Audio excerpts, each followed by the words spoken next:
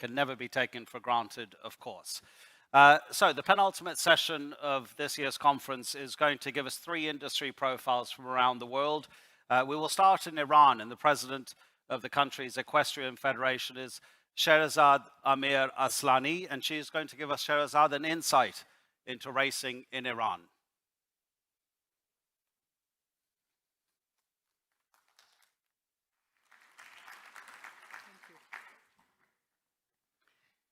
Good afternoon, ladies and gentlemen. My name is Sherazad Amir Aslani. I'm here on behalf of the Equestrian Federation of Iran. Dr. Khalili was supposed to make the presentation. Unfortunately, he had unexpected obligation, and well, I am doing it on his behalf. So I will begin the presentation with with a quote from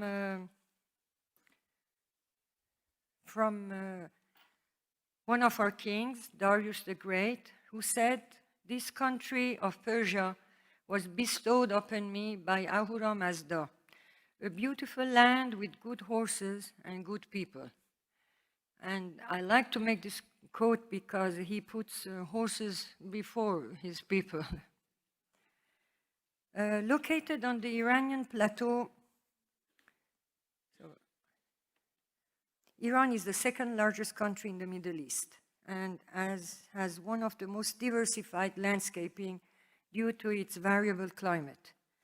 The Iranian lush and natural green pastures are one of the most significant and valuable national resources of the country, and they are covering a vast portion of the land. Obviously, with lush pastures comes livestock and horse breeding, and which breeding has a dominant place in history. The history of horse racing in Iran can be traced back to the Hachamaneshi period, and this is 550 before Christ. There is a mention in Xenophon's book about a race set by Cyrus the Great between Persians and Greeks. I unfortunately don't know the outcome of the race. The existence of horse racing among different tribes in Iran has been settled for a long time, notably the Turkoman tribes, so settled in the province of modern Golestan. It's in the northwest.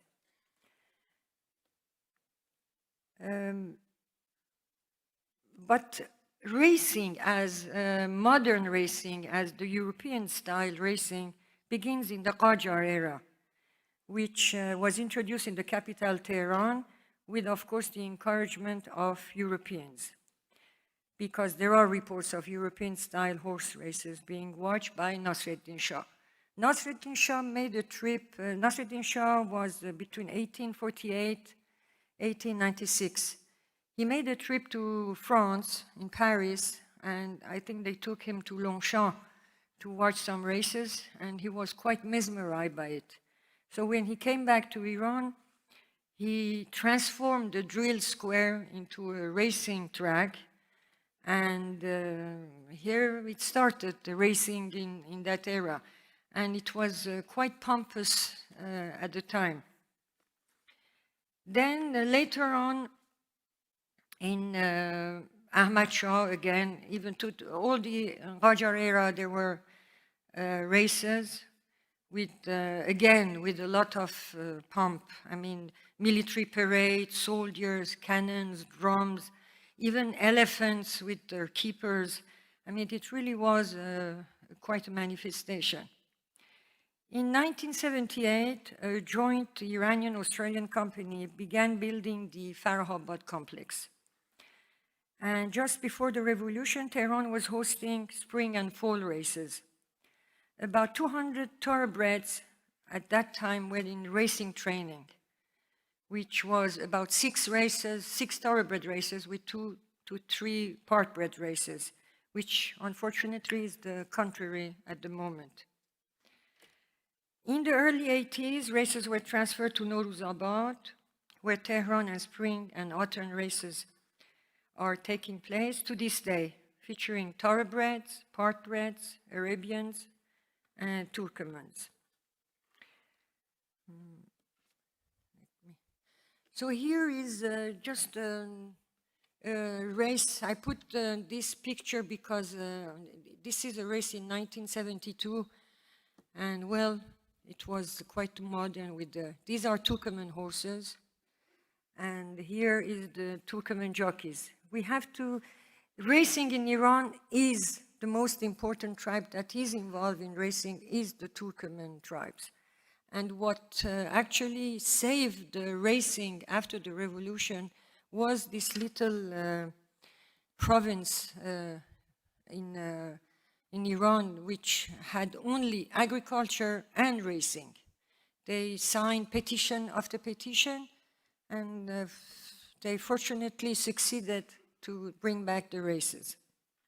So here, this is a very important trainer in Iran, and also a very famous racehorse. Again, it's a Turkoman. This is, I put the picture because of to show the lush pastures in Iran. The proportion of thoroughbred and partbred in Iran is just a small proportion of the equine population.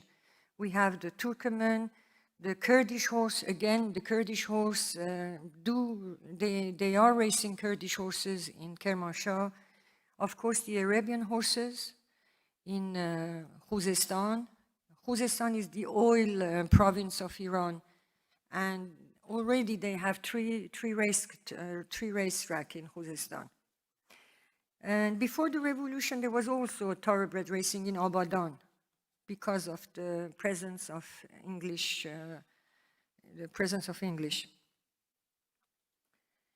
So there is no doubt the existence of horse racing among the different tribes in Iran, notably, as I said, the Turkoman.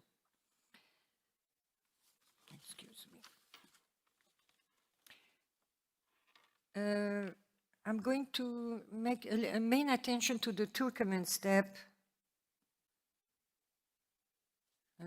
Breeding, I'm sorry. So we have two important tracks in Iran, Tehran and Golestan. This is the Nowruzabad racetrack in Tehran with the starting gate.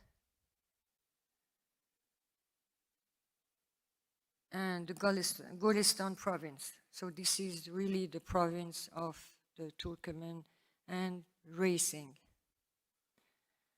There are three tracks, Gumbad, Aghala, Bandar Turkaman. Gumbad Kavus is the most important track they have. It was built also in the end of the 70s. This is the track in Gumbad.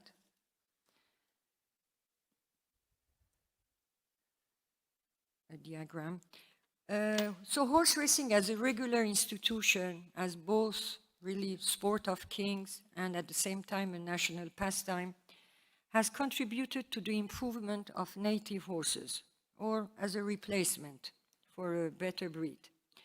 Emulation caused owners to seek for horses wherever the best to be found, and the fascination to find swifter horses in order to compete on the racetrack brought to Iran during the 50s, the 60s, and the 70s the first thoroughbreds from Europe, USA, Australia. And the Iranian Royal Horse Society began to buy the finest pedigrees it could find at the time. So this was the introduction of thoroughbred stallions to local bred mares. So the beginning of the racing in Iran was with the partbred. Then little by little, as the number increased, thoroughbred races became more important. And as I mentioned, there was about 250 thoroughbred in racing training. The National Horse Society continued to import from Europe and USA, and Australia, bloodlines from well-known bloodlines. And in the 80s, and somehow until a few years ago, the demi-sang, or the part-bred as it is commonly called, has had a predominant place in horse racing. More than 600 to 700 mares are being bred by,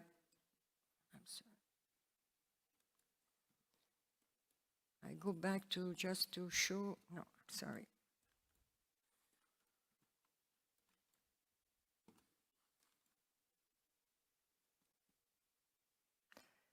I wanted to go back to show the quota of the breeding there is in Golestan and different provinces.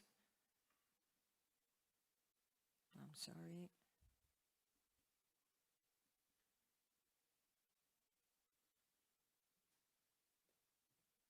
Yes. This is the previous, yes. Again, another one. No, again.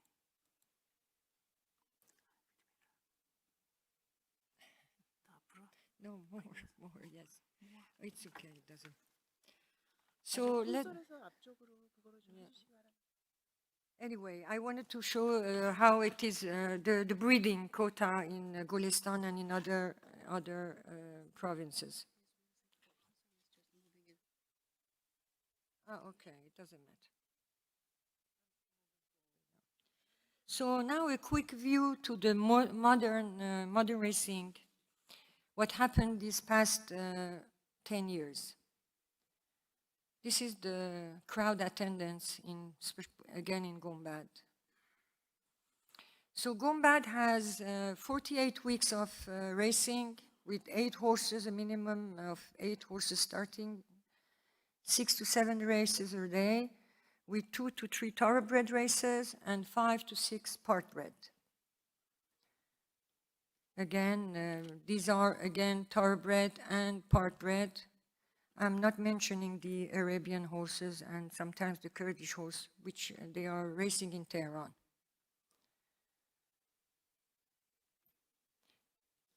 So these past 10 years, we have been witnessing a tremendous evolution, I mean, through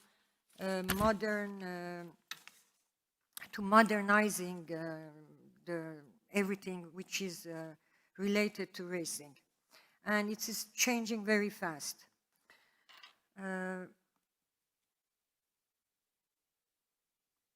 Breeding now is becoming much more modern. It affects racing, education, of course, and betting. And without betting, it would have been impossible. So farming has become quite more modernized. Transportation, it didn't exist before. Horses were transported by trucks. I mean, they wouldn't even, but now there are companies. Building as also stalls, especially in Golestan. We had some equestrian facilities for show jumping, but for racing, there wasn't any. But now there are actually building quite sophisticated equestrian clubs. Insurance has come also as a contribution to the economy. Fencing didn't exist also at the time. So everything you see comes, I mean, is bringing jobs. Education and employment. So we see the employment, and because there is more employment, education.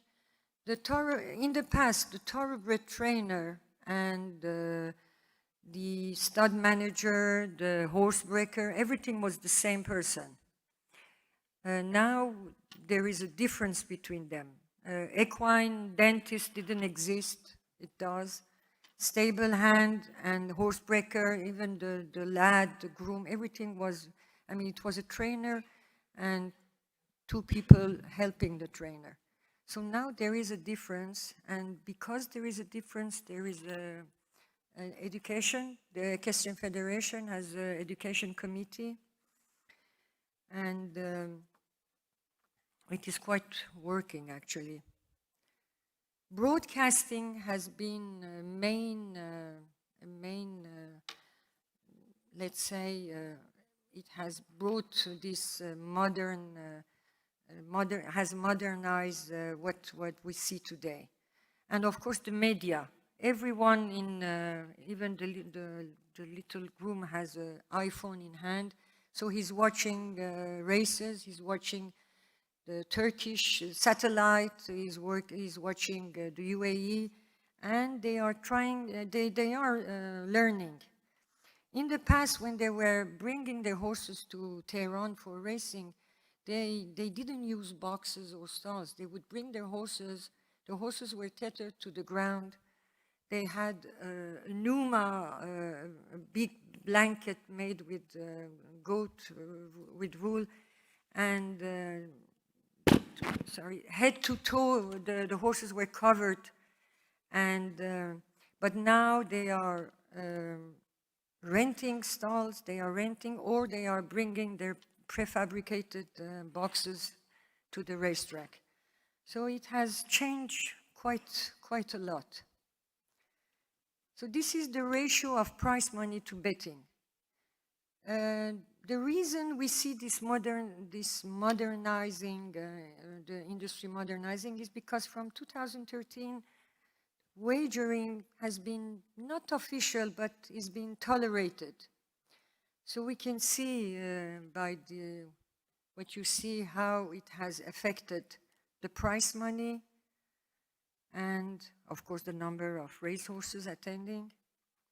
30% of the revenue of the wagering is used for expenses, prize money, doping control, personnel, maintenance, and the rest goes back to the people. Tehran is not as lucky as Gulistan. It needs sponsoring, but until now it is finding sponsors. The other regions for the Arabian horses, there is also private sponsoring and also government sponsoring. So again, a little bit of what you see as betting. So this is, we are very optimistic to what will happen, to what is the future of racing in Iran. The important thing is to Iran to be able to communicate with internationally, with other countries. This is unfortunately has not been done yet. It has always been a one way. I mean, horses coming inside, training inside Iran, racing inside. So we are hoping to be able, by becoming member of international organization, to try and be a little bit more internationally open. So this is my presentation. I thank you.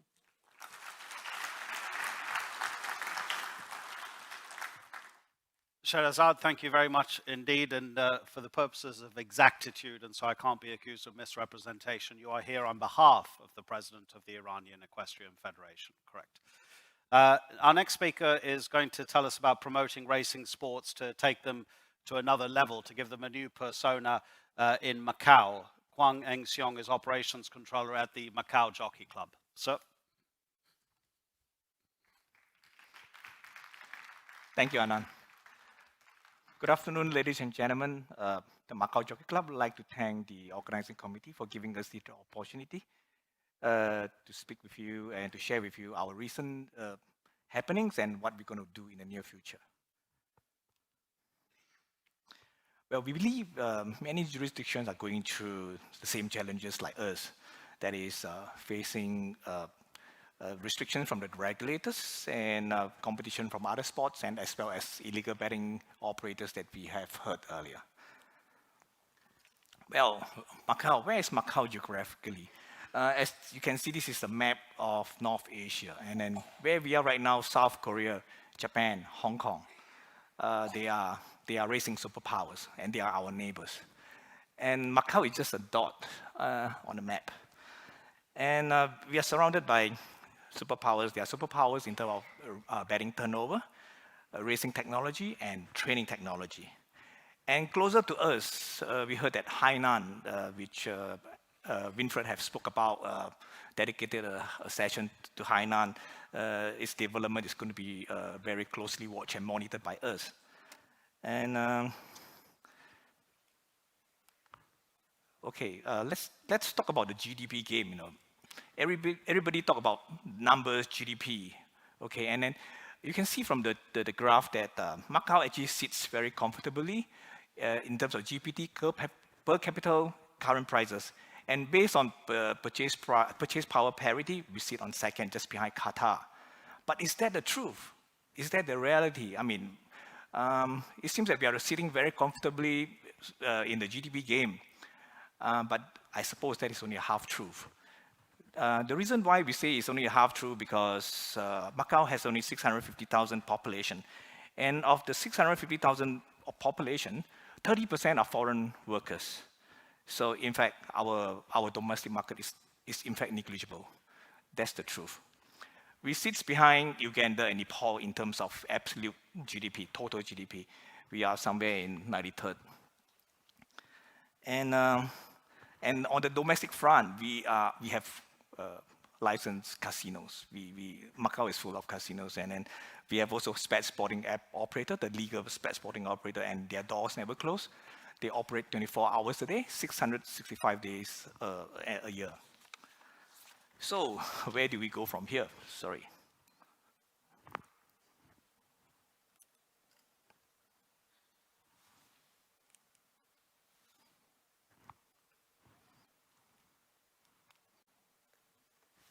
Yeah, so where do we go from here? Well, we were draft among the giants. We really come really short among the giants. And we're dwindling those domestic market and a small domestic market.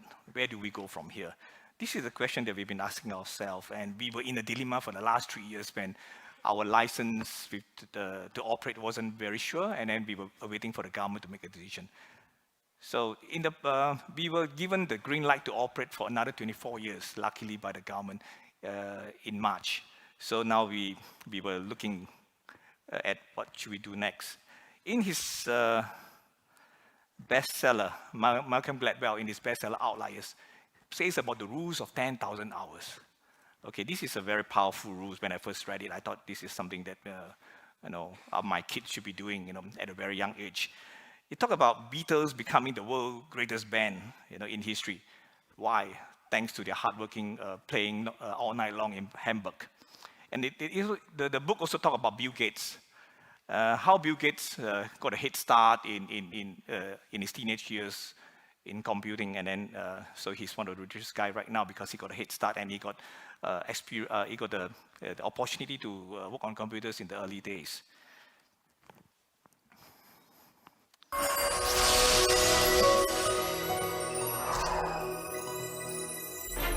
That's the video that I'm going to show you about Macau Jockey Club.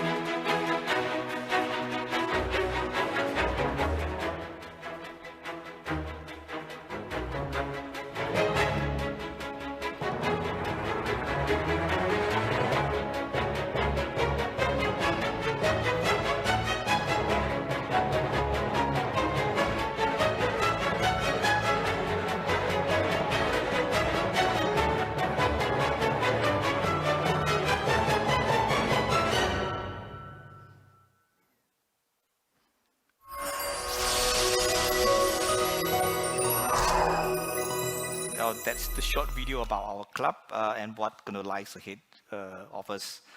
Well, at this stage, we do not want to reinvent the wheel. We only want to change the tire.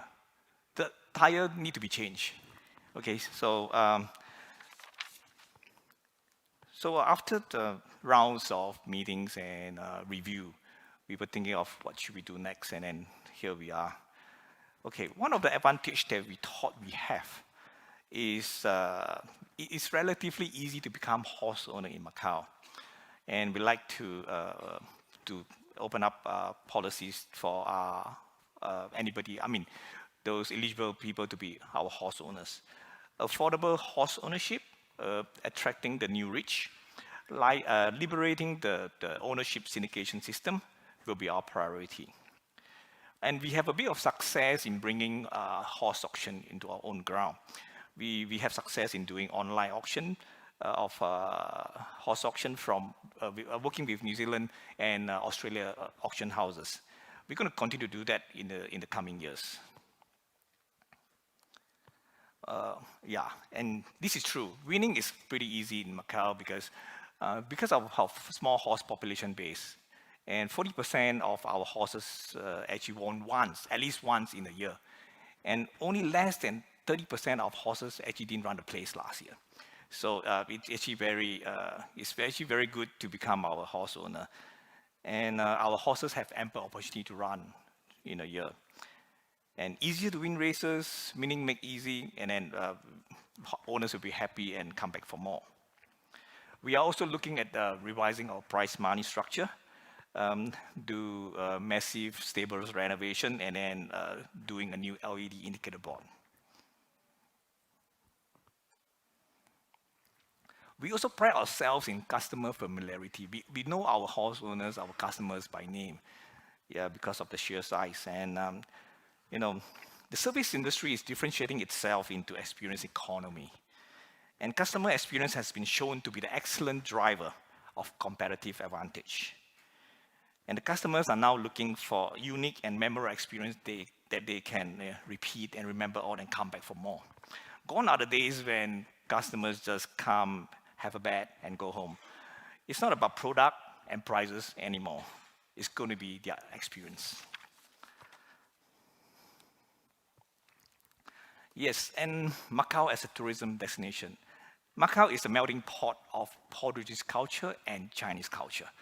And they were colonized by the Portuguese many years ago, and then they left behind many beautiful heritage.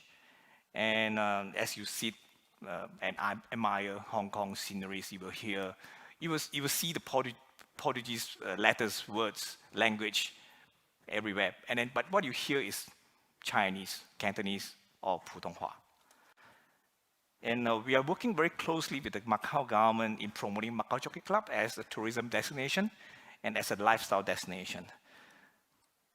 We're going to redesign our race course a bit. The infield is going to be converted into a Christian and sports and leisure center. And we also plan to build hotels around the race course to provide comfortable accommodation for our horse owners and patrons and tourists. Well, over the years, because of our uncertain future, we operate very leanly and very agile. And because we are on non-stop searching for cost-effective alternatives and then to outsource some of the services if necessary. So we are really lean right now, so we need to move forward. And finally, I think this ITSP is a wonderful four-letter word.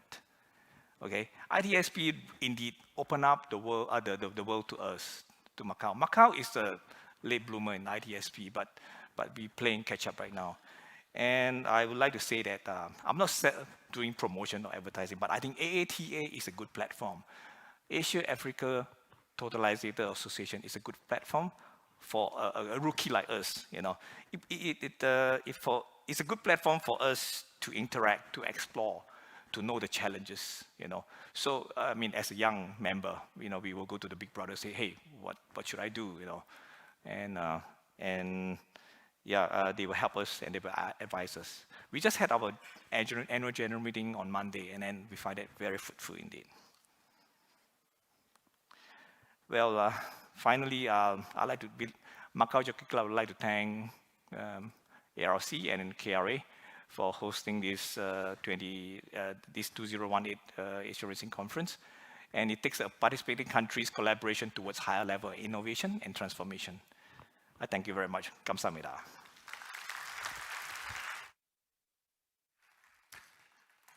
Thank you, Kwang and Seong. Let's go to the Southern Hemisphere and South Africa. Lyndon Barends is here. Lyndon is Chief Executive of the National Horse Racing Authority of South Africa. You're also going to tell us about South Africa, but opportunities for international expansion. Over to you. Thank you.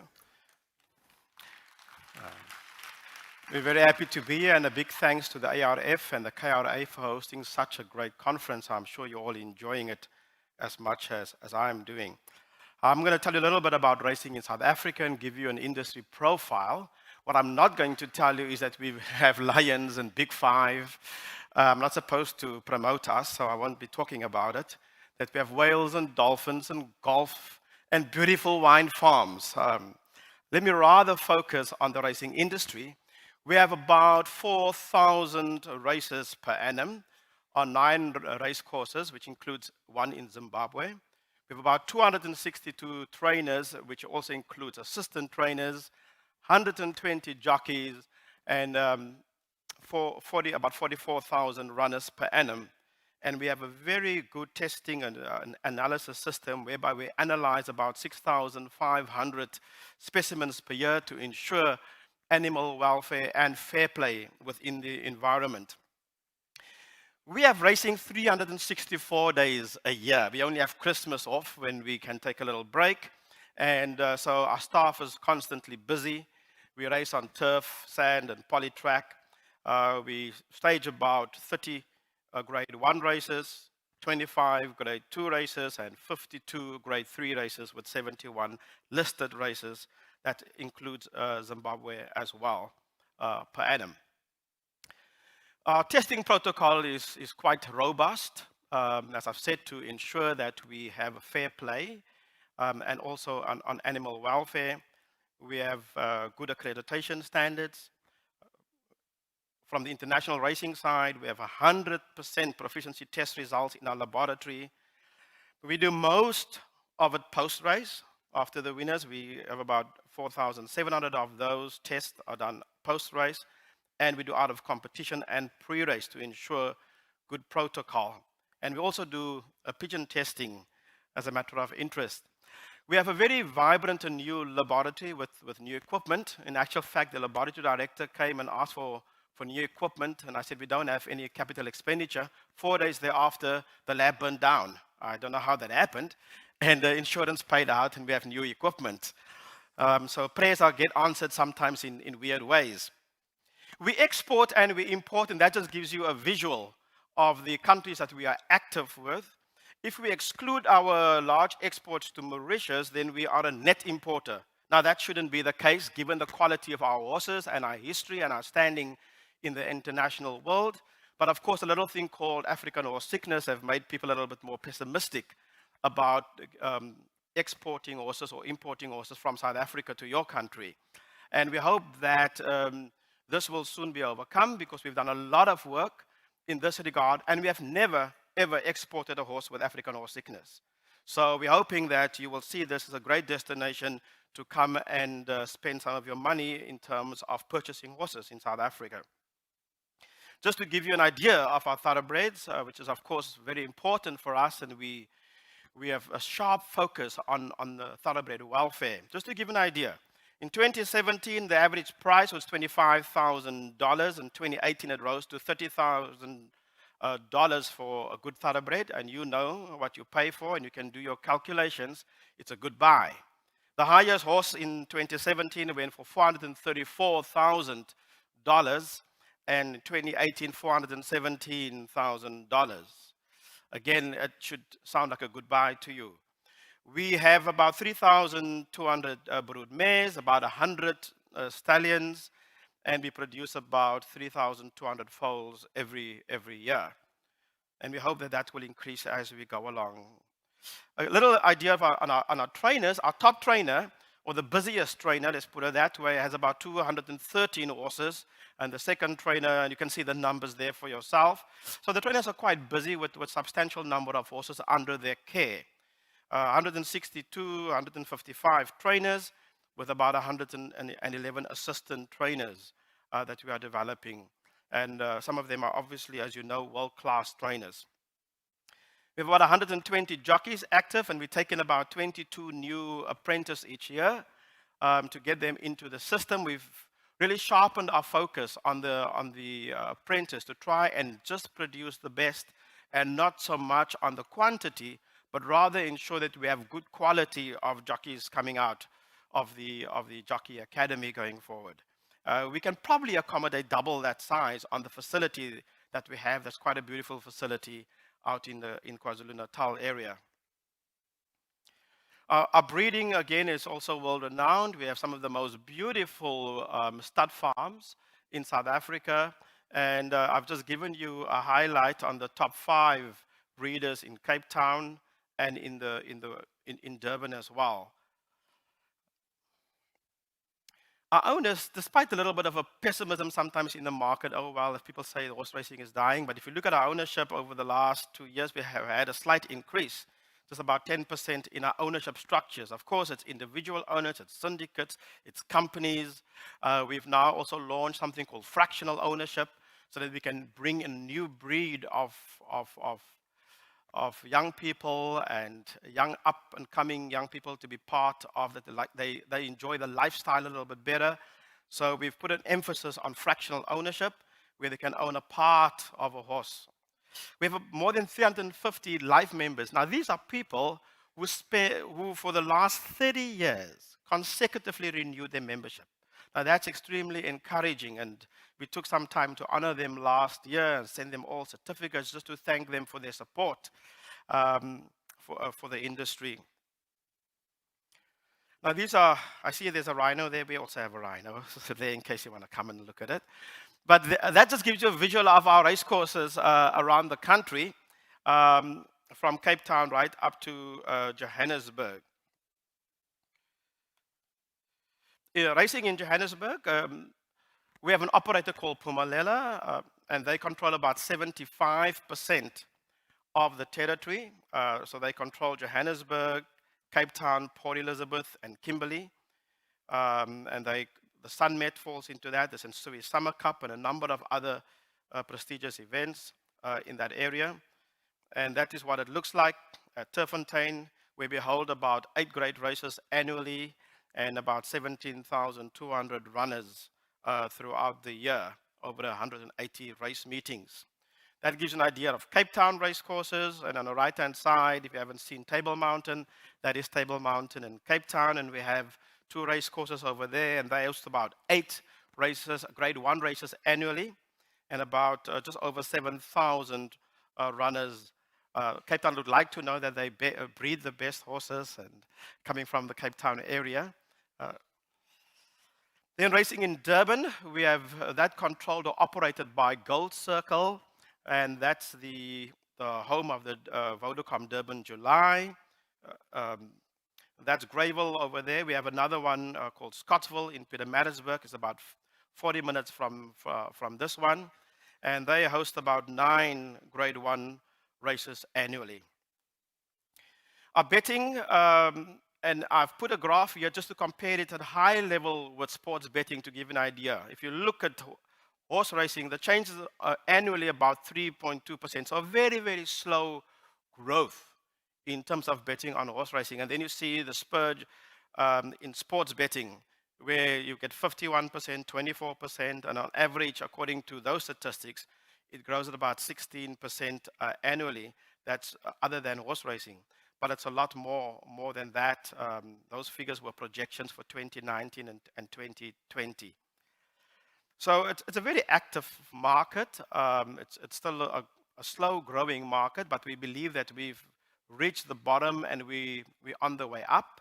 I think our challenge always is for us all to work together, and we really feel positive that the industry is pulling together in trying to ensure the continuity of horse racing. And part of that would be from our side, we focus a lot on the integrity, which is from the stewardship, integrity in terms of the testing protocols, and then integrity in terms of the animal welfare to ensure right throughout the lifespan. We still have lots to do in that area, and Australia is, of course, far ahead of us all. But we are putting a great emphasis to try and focus more on the animal and equine welfare going forward. But our horses are doing well, and all I have to tell you in conclusion is that they are born in South Africa, but they are bred for the world. So don't miss out on the opportunity to come and buy some. Thanks so much.